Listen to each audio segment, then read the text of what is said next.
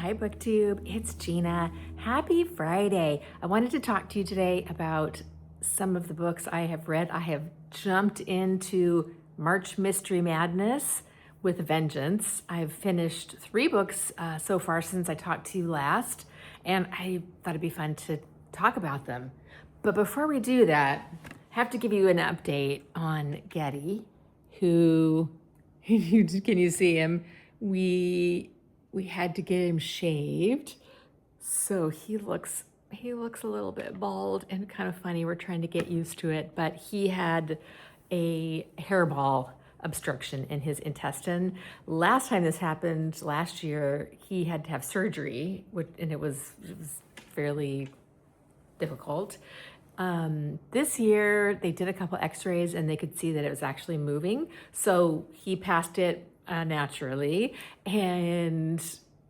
but we realized we need to shave him so he doesn't keep getting these hairballs. So we shaved Getty. He's doing great, and he's adjusting to his new life without fur. But it's very funny. So that is a cat update. Let's talk about books. Now I am also going to read a Mammoth, and I'm going to read some middle grade, but I've been on a bit of a mystery bender, it seems like recently. Last month I read a bunch of mysteries, and I started one of these a little bit early. I started it kind of towards the end of the month, but I finished it. So since March started, I finished 3 books. The first is The Murder Room by P.D. James. This is an Adam Dalgliesh mystery, and this one is set in a museum that has a murder room.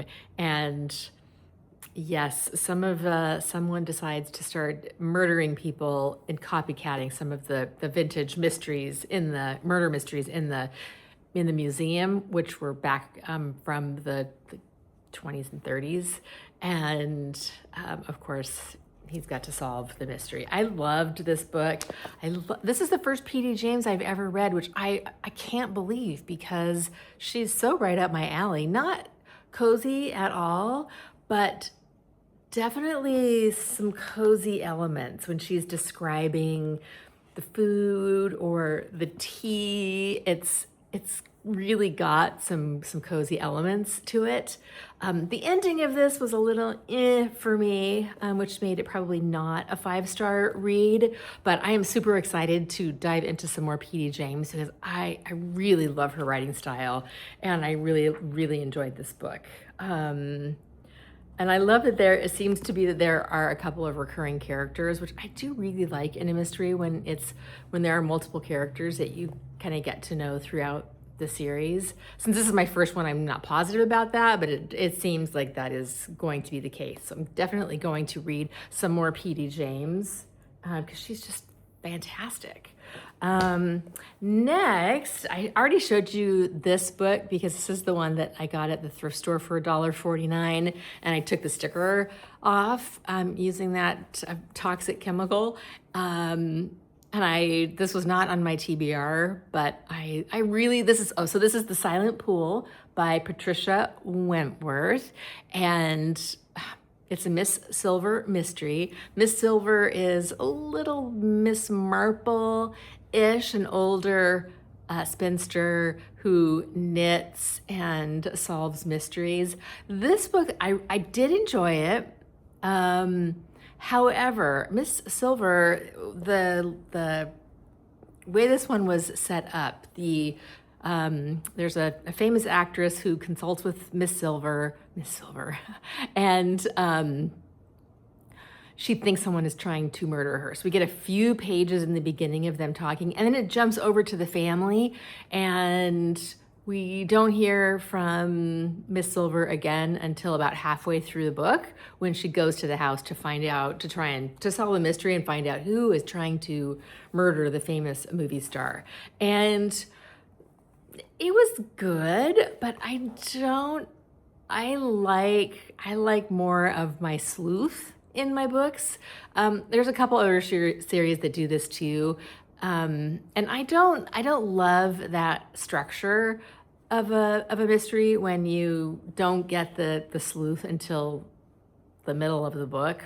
So that was not my favorite, but I did really enjoy it, and I just loved this cover, and it was a really fun read. And then I've got my little receipt. I'm gonna try and keep receipts in these books so I can remember where I bought them if I don't read them right away. And then next, I have been digging into the Bookman's. This time I read the Bookman's Promise by John Dunning. I don't have a copy of it because I read it on my Kindle through the library. I got it from the library on my Kindle, and I also got it on audio. My library has all of these on audio, and the narrator for this series is, I think it's 6 books. I don't know. I've read 3 so far. The narrator for the audiobooks is George Guidall, who I absolutely love. He also narrated the Cat Who mysteries that I read all of last year, and I got as many of those as I could on audio with him. My library didn't have all of them.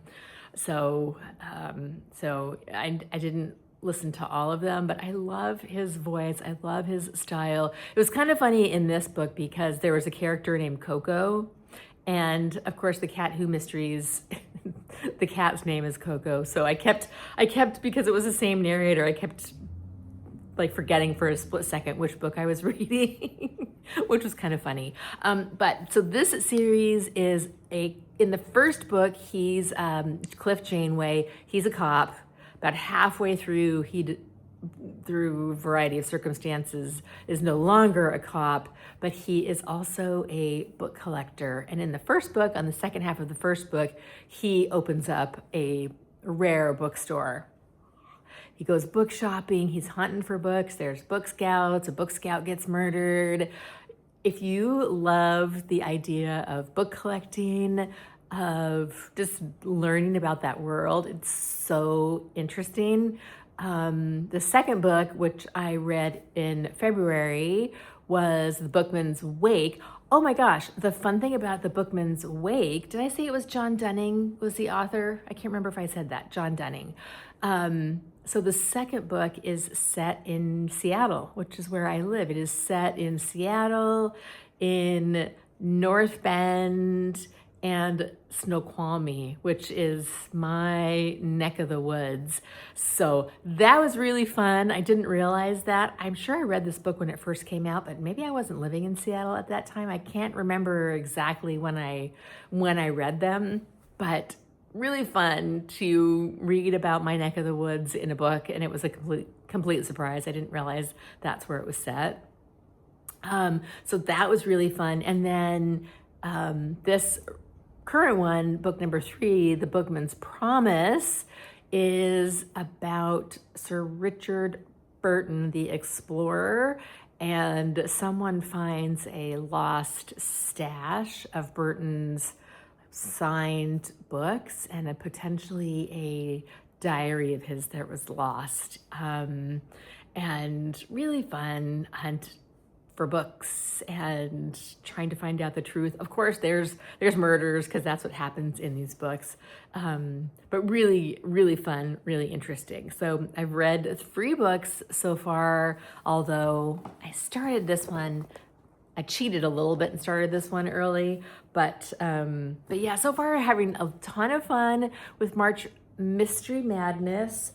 I'm not sure what I'm gonna start next. I just finished this one today, so we'll have to see where I'm gonna go next. I'm not sure yet, but I'm very excited, having a super fun March so far, and I'd love to hear what you're reading, if you're participating in any of the March events, of which there are so many fun ones, and I will talk to you later.